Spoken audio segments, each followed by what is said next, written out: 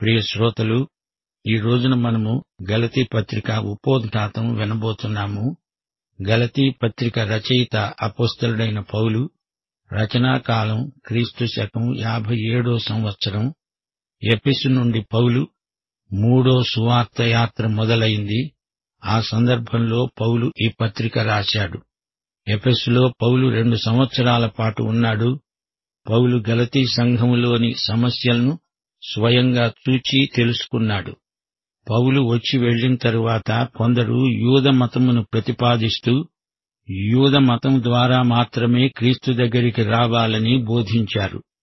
ఈ బోధను గలతీ విశ్వాసులు వింటున్నారు.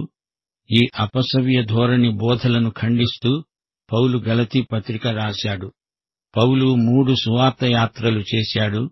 ప్రతి యాత్రలో గలతీ సంఘాన్ని సందర్శిస్తూనే ఉన్నాడు. పౌలు ఈ సంఘాలకు రాసిన తుది పలుకే ఈ ఉత్తరం.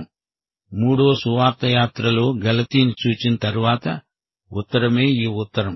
గలతీలోని అన్ని సంఘాలను ఉద్దేశించి ఈ ఉత్తరం రాశాడు. గలతీ రాష్ట్రంలో ఎన్నో సంఘాలున్నాయి.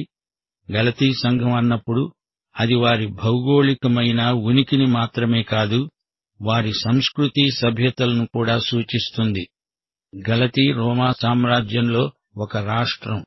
గాలు వంశీకులు వీరి మూలం. కెల్టిక్ జాతుల నుండి వచ్చిన ప్రజలు గలతీయులు.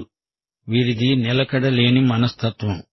అపొస్తలుల కార్యముల గ్రంథంలో ఈ గలతీ ప్రజలే ఒకరోజు పౌలును దేవుడే అన్నారు. మర్నాడు అతన్ని రాళ్లు వేసి కొట్టి చంపడానికి సిద్ధమయ్యారు. ఈ గలతీ వారు చంచల స్వభావులు.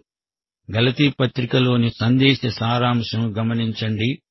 అలనాటి గలతీయులు అచ్చం మనలాంటి మనుషులే. వారు మనలాంటి స్వభావము గలవారే. కృపాసువార్తకు భిన్నమైన వేదాంతాలు, సిద్ధాంతాలు ఈ రోజున ప్రచారంలో ఉన్నట్లే అలనాడు ప్రచారంలో ఉన్నాయి. పౌలు అందుకే ఈ పత్రికలో అంత కఠినంగా మాట్లాడవలసి వచ్చింది. క్రీస్తు తన కృపను బట్టి మిమ్మలను పిలిచాడు. ఆయనను విడిచిపెట్టారా? నకిలీ సువార్త వైపు మొగ్గారేమిటి? ఇంత త్వరగా మీరిలా పడిపోతారని, చెడిపోతారని నేను అనుకోలేదు అంటున్నాడు పౌలు. క్రీస్తు సువార్తను చెరిచేవారు మిమ్మల్ని కలవరపరుస్తున్నారని నాకు తెలుసు. అలాంటి వంచకులు శాపగ్రస్తులు అంటూ గలతీయుల వైఖరిని పౌలు గద్దిస్తున్నాడు.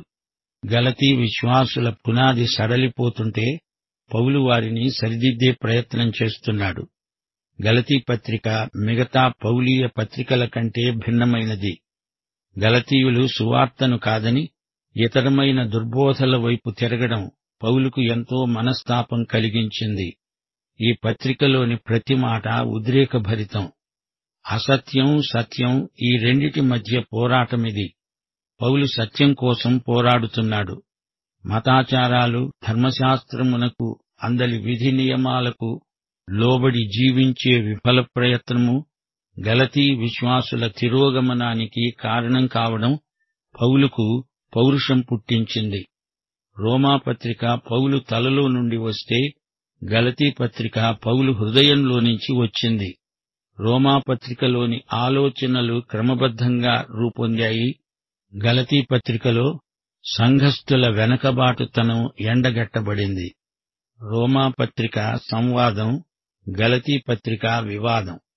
ధర్మశాస్త్రపు కాడి తొలగిపోయింది. మళ్లీ ఆ కాడి కిందికి మీరు రావడం ఏమీ బాగాలేదు అని పౌలు గద్దిస్తున్నాడు. భక్త మార్టిన్ లూథరుకు గలతీ పత్రిక ఎంతో ప్రీతిపాత్రమైనది. ఆయన ఒక సందర్భంలో అన్నాడు, ఇది నా అభిమాన పత్రిక. ఈ పత్రికకు నాకు పెండ్లయింది. దిద్దుబాటు ఉద్యమానికి గలతీ పత్రిక ఎంతో స్ఫూర్తినిచ్చింది. ఆదిమ సంఘానికి గలతీ పత్రిక గొప్ప సమర్థన. ఆధ్యాత్మిక హక్కుల ధృవీకరణ పత్రం గలతీ పత్రిక. క్రైస్తవ స్వాతంత్ర్యోద్యమానికి ఊపిరిపోసిన పత్రిక ఇది. సువార్తను ఎదిరించి మాట్లాడే వారి నోళ్లు మూయించే పత్రిక గలతీ పత్రిక. శుభవార్త వ్యతిరేక శక్తులను ఎదుర్కొని దిగ్విజయం సాధించిన గలతీ పత్రిక పౌలు కలం నుండి వెలువడింది. భక్త జాన్ వెస్లీని మార్చి ఆయన ద్వారా అనేకులను మార్చిన దివ్య పత్రిక గలతీ పత్రిక. సువార్త ప్రకటన ద్వారా ధర్మశాస్త్రపు కాడిని తొలగించటంలో గలతీ పత్రిక నిర్వహించిన పాత్ర ఎంతో గొప్పది. క్రీస్తునందున్న రక్షించే విశ్వాసానికి నామకార్థ క్రైస్తవులను మరల్చే గలతీ పత్రిక సందేశం జ్వాలాగర్భితమైనది. క్రైస్తవ సేవలో ఆధ్యాత్మిక విప్లవాన్ని తెచ్చిన పత్రిక గలతీ పత్రిక. నామకార్థ క్రైస్తవులలో నిర్జీవ స్థితి నుండి ఉజ్జీవం రప్పించే పత్రిక ఇది. దేవుని ఆత్మ గలతీ పత్రిక బోధించినప్పుడెల్లా బలంగా పనిచేసిన సందర్భాలు ఎన్నో ఉన్నాయి. నీతిమంతుడు విశ్వాసం వల్ల జీవిస్తాడు అనే సత్యాన్ని ఈ పత్రిక ప్రతిపాదిస్తుంది. పాపి కృపచేత రక్షించబడినవాడు, అంతే, దానికి ఎవరూ ఏదీ చేర్చకూడదు. అయితే రక్షించబడిన పాపి కృపచేతనే జీవిస్తాడు. కృప జీవమార్గం, జీవములోకి ప్రవేశం. కృపే విశ్వాసి యొక్క జీవన విధానం. నీతి, విశ్వాసము, కృప అనే ఈ 3 అంశాలతో నిండి ఉన్నది గలతీ పత్రిక. ఈ పత్రికలో పౌలు తన అపోస్తలిక అధికారాన్ని పునరుద్ఘాటించాడు. అరేబియాలో తన అనుభవాలను పేర్కొన్నాడు. అంతియోకులో పౌలుకు పేతురుతో కొంచెం ఘర్షణ కలిగింది. విశ్వాసము, క్రియలు, స్వాతంత్ర్యము, క్రియలు అనే అంశం మీద విపులంగా చర్చించాడు. అబ్రహాము యొక్క విశ్వాసాన్ని ఎత్తి చూపాడు. మీ తండ్రి ఎవరు అని అడగకుండా మీ తల్లి ఎవరు అని ప్రశ్నిస్తున్నాడు పౌలు. శారా స్వతంత్రురాలు, ఆగరు దాసీది. ఆత్మ ద్వారా పరిశుద్ధీకరించబడిన మీరు ఆత్మ కార్యాలు చెయ్యాలి అని ప్రబోధించాడు. శరీరము, ఆత్మ ఈ రెండిటి మధ్య పోరాటం ప్రవర్తిల్లుతుంది. స్వతంత్రులైన మీరు తిరిగి దాస్యమనే కాడి కింద చిక్కుకోవద్దు అని పౌలు హితబోధ చేశాడు. కృప నుండి పడిపోకండి, ఆత్మను అనుసరించి నడుచుకోండి, ఆత్మ ఫలాలు ఫలించండి. ఫలమంటే క్రైస్తవ సౌశీల్యం. ఈ అమూల్య సత్యాలను పౌలు గలతీ పత్రికలో ప్రబోధించాడు. ఈ పత్రిక పౌలు స్వహస్తంతో రాశాడు.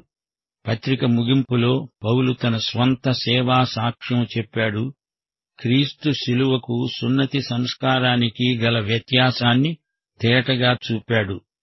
పౌలు శరీరం మీద శిలువ ముద్ర ఏమిటి? అది క్రీస్తు ప్రభువు పెట్టిన సంతకం.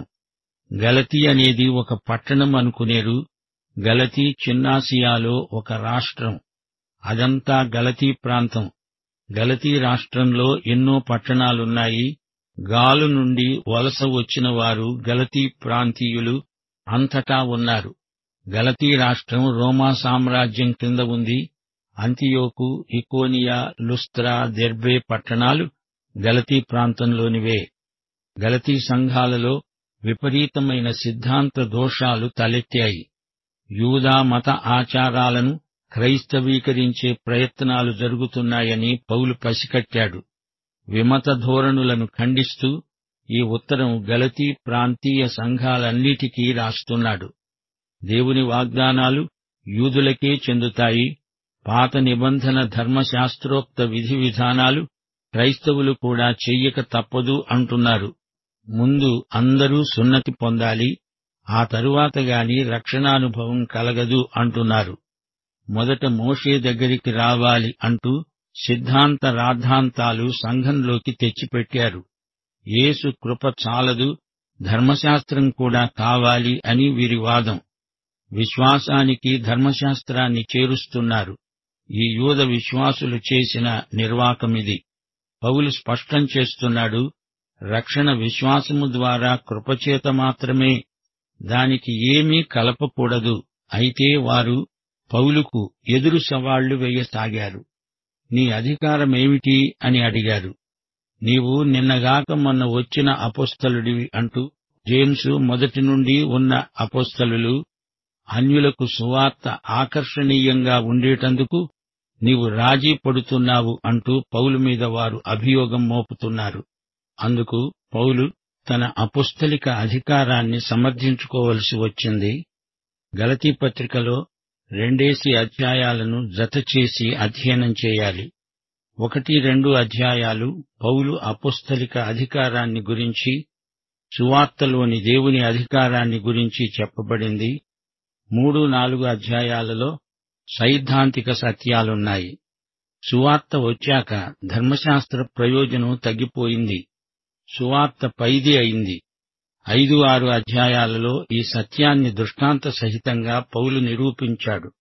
క్రైస్తవ స్వాతంత్ర్య హక్కును మీరెందుకు వినియోగించరు అని పౌలు వారిని నిలదీసి అడుగుతున్నాడు. ధర్మశాస్త్రము కోరిన నీతిని సువార్త నెరవేర్చింది. సువార్త పాపం చేయడానికి లైసెన్స్ కాదు. పాప విమోచన క్రీస్తునందు ప్రాప్తించే విధానం. సువార్త అంటే రక్షణ శుభవార్త, క్రీస్తు వార్త. పాప పరిహారానికి యేసు శిలువ చాలు. మతాచారాలకు రక్షణకు సంబంధం లేదు. అయితే ధర్మశాస్త్రమందలి నైతిక సూత్రాలు రక్షణ పొందిన వారి పరిపక్వతకు దోహదపడతాయి. అంతవరకే ధర్మశాస్త్రం యొక్క ప్రయోజనం. గలతీ పత్రిక దిద్దుబాటు ఉద్యమంలో పౌలీయమైన యుద్ధ నినాదం. ఆధ్యాత్మిక స్వతంత్ర ప్రతిపత్తిని వెలువరించే పరిశుద్ధాత్మ దస్తావేజు. యేసు శిలువ వేత ఈ పత్రికలోని కేంద్ర సత్యం. పాప శాపాన్ని ఎత్తివేసింది యేసు శిలువ. గలతీ పత్రిక 2వ అధ్యాయం 20వ వచనం, నేను క్రీస్తుతో కూడా శిలువ వేయబడి ఉన్నాను. ఇక జీవించేవాణ్ణి నేను కాదు, క్రీస్తే నాయందు జీవిస్తున్నాడు. ఇది క్రీస్తుతో విశ్వాస సంయుక్తతా స్థితి. గలతీ పత్రిక 3వ అధ్యాయం 27వ వచనం, క్రీస్తులోనికి బాప్తిస్మము పొందిన మనమందరము క్రీస్తును ధరించుకొని ఉన్నాము. యేసుక్రీస్తునందు విశ్వాసులందరూ ఏకముగా ఉన్నారు. అంటే అందరూ సోదరీ సోదరులు. యేసు దేవత్వము, యేసు మానవత, ఈ రెండిటిని పౌలు ఈ పత్రికలో స్పష్టంగా చూపాడు. గలతీ పత్రిక 1వ అధ్యాయం 7వ వచనం, ఇది క్రీస్తు సువార్త. సువార్త అంటే క్రీస్తే. క్రైస్తవ జీవితం పరిశుద్ధాత్మతోనే మొదలవుతుంది. అలాంటప్పుడు ధర్మశాస్త్ర క్రియల వల్ల మీకు పరిపక్వత ఎలా వస్తుంది? మీకు నూతన జన్మనిచ్చిన పరిశుద్ధాత్మే మీ పెరుగుదలకు, మీ పరిపక్వతకు కారకుడవుతాడు. గలతీ పత్రిక 3వ అధ్యాయం 5వ వచనం, ఆత్మను మీకు అనుగ్రహించి మీలో అద్భుతాలు చేయించేవాడు ధర్మశాస్త్ర సంబంధ క్రియల వలననా లేక విశ్వాసముతో వినడము వలన చేయిస్తున్నాడు?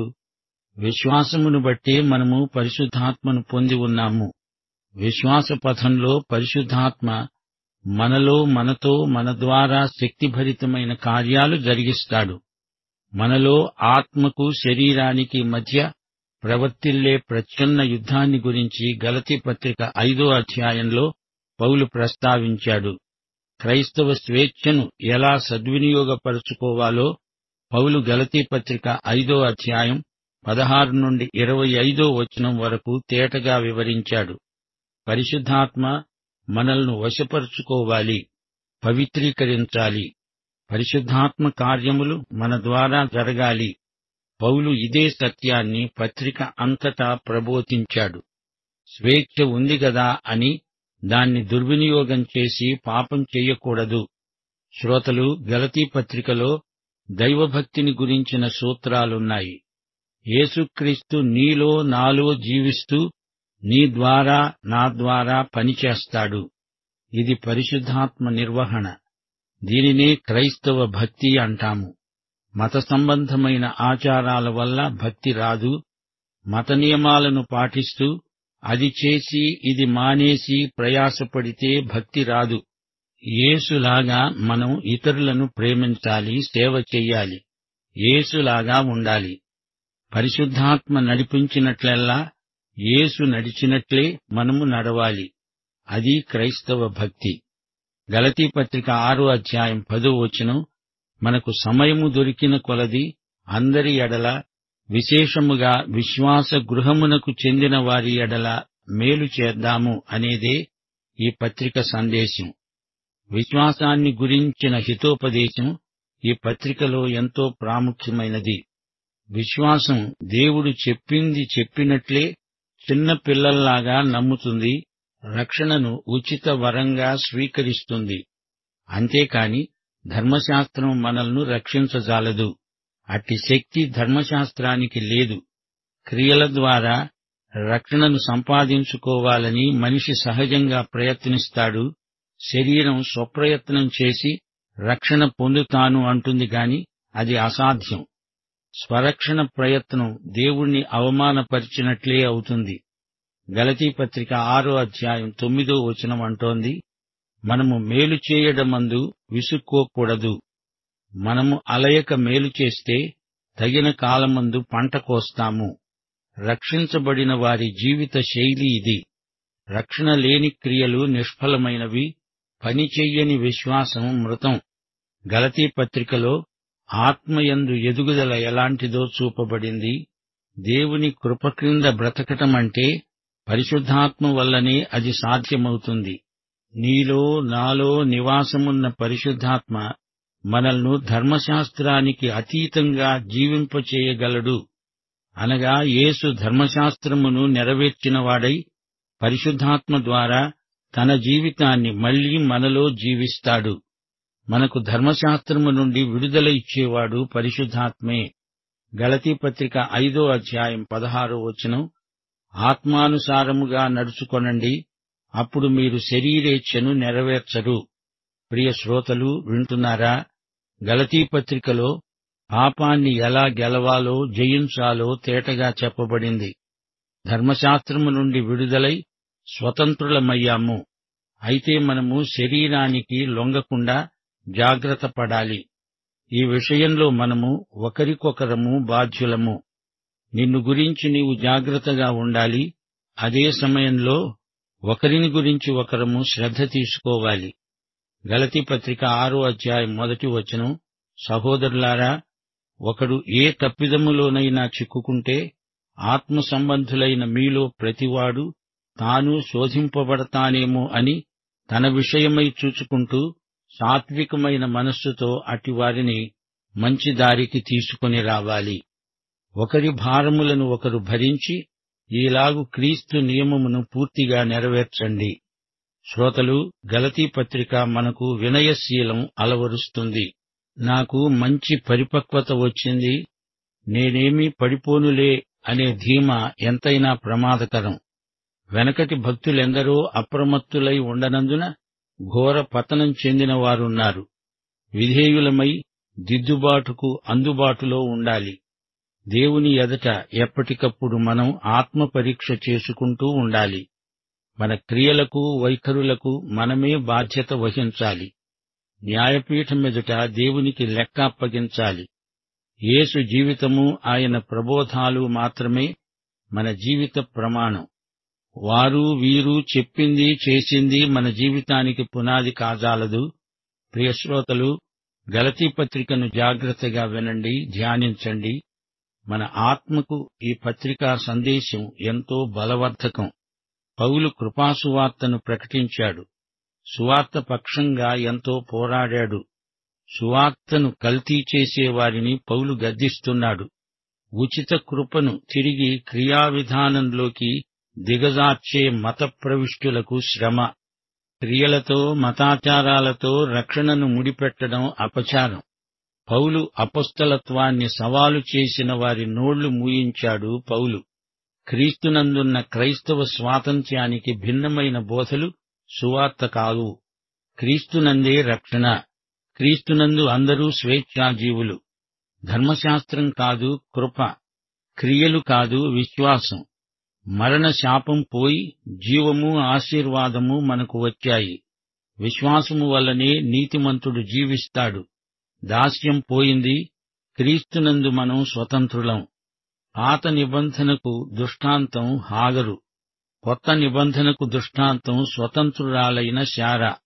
శరీరానుసారమైన బ్రతుకు కాదు, క్రీస్తునందు ఆత్మానుసారమైన జీవితం మనకుంది. శరీర కార్యములు కాదు, క్రీస్తునందు ఆత్మ ఫలం. కృప నుండి పడిపోకూడదు. కృపయందు స్థిరంగా నిలవాలి. లోకం కాదు, స్వార్థం కాదు, క్రీస్తు శిలువయందే మనం అతిశయిస్తాము. మా శ్రోతలు ధర్మశాస్త్రమంటే ఏమిటో ముందు అర్థం చేసుకోవాలి. ధర్మశాస్త్రం దేవుడిచ్చిందే. కృప అని చెప్పి ధర్మశాస్త్రాన్ని పూర్తిగా తొలగించి వేస్తామా? ధర్మశాస్త్రానికున్న ప్రాముఖ్యం దానికుంది. ధర్మశాస్త్రం పాపమంటే ఏమిటో, అదెంత పాపభూయిష్టమైనదో చెబుతోంది. ధర్మశాస్త్రమే లేకపోతే దాన్ని ఉల్లంఘించటం, అతిక్రమించటం అనేది లేదు. పాపమంటే ఏమిటో ప్రజలకు ధర్మశాస్త్రం లేకుండా ఎలా తెలుస్తుంది? ధర్మశాస్త్రం మనల్ని కృప వద్దకు నెట్టుతుంది. మనం పాపులము గనుక ధర్మశాస్త్రాన్ని సమగ్రంగా నెరవేర్చలేము. ధర్మశాస్త్రపు వెలుగులో మనిషి నిస్సహాయుడు. అతడు రక్షకుని కాళ్లమీద పడి కృపను అభ్యర్థించక తప్పదు. ధర్మశాస్త్రం రోగ నిర్ధారణ చేస్తుంది గాని రోగాన్ని కుదర్చలేదు. అది యేసు కృప మాత్రమే చెయ్యగలదు. కృపను చేరాలంటే మనల్ని ధర్మశాస్త్రమే పంపుతుంది. ఈ పత్రికలో పౌలు యేసు కృపామహిమను కన్నులకు కట్టినట్లు చూపాడు. క్రీస్తునందలి జీవితానికి ఆధారం విశ్వాసం. క్రీస్తునందలి విశ్వాసమే క్రైస్తవ నీతి. నీతి అంటే అటు దేవునితో ఇటు మానవులతో సరైన సంబంధం. విశేషించి నీకు నీ మనస్సాక్షికి సరైన సంబంధం. గలతీ ప్రాంతంలోని సంఘాలు ఎదుర్కొన్న సమస్య ఇదే. ఎవరైనా సరే మోషే ధర్మశాస్త్రం పాటించకపోతే దేవునితో సరైన సంబంధం ఏర్పడదు. ఈ తప్పుడు బోధ నుండి విశ్వాసులను కాపాడడానికి పౌలు ఈ పత్రిక రాశాడు. అధికారపూర్వకంగా ఒక అపొస్తలుడుగా పౌలు ఈ పత్రిక రాశాడు. తనను దేవుడే స్వయంగా పిలిచాడు.